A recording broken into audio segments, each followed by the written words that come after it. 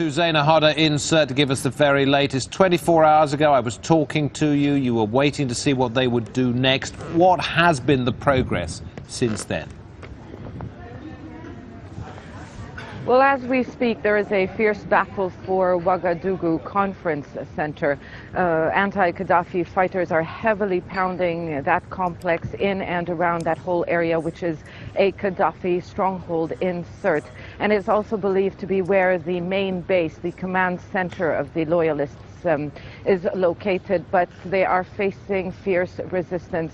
Loyalists are not only using small arms fire and snipers to slow the advance, they're also firing mortars, rockets to prevent the anti-Gaddafi fighters from taking control of this strategic complex.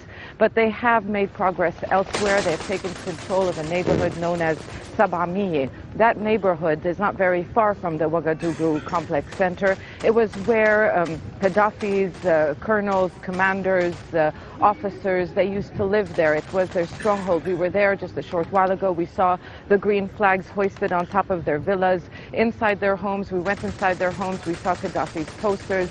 We also saw their army uniforms lying on the floor, and they had a lot of food supplies. And this is what anti-Gaddafi fighters told us, that they were prepared for this battle and they had a lot of supplies, while other civilians who were trapped inside were complaining of the lack of food, fuel, water and electricity. I know a lot of civilians have left, Zaina. We see them daily in their trucks trying to get out of the city, but there are some still in there. How do the NTC fighters know that they are able to hit the targets they want and not innocent men, women and children?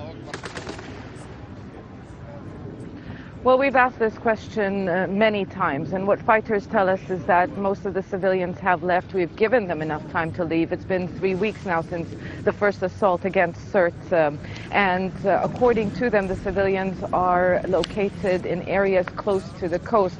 But there's no way of knowing if Gaddafi's men are using civilians as human shields. We do know that Ibn Sina Hospital is not very far from the Ouagadougou Conference Hall, and we do know that there are a lot of patients there with their family members. Even the International Committee of the Red Cross called on both parties to spare the hospital since it has been hit.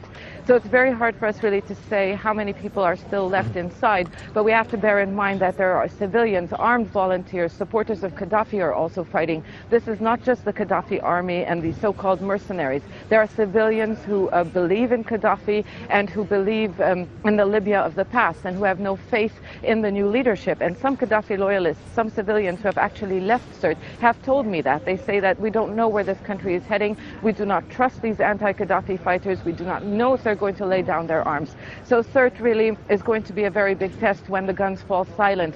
A test really if national reconciliation can be forged in this country. Zaina, thank you very much indeed. That's Zaina Hodder in Libya.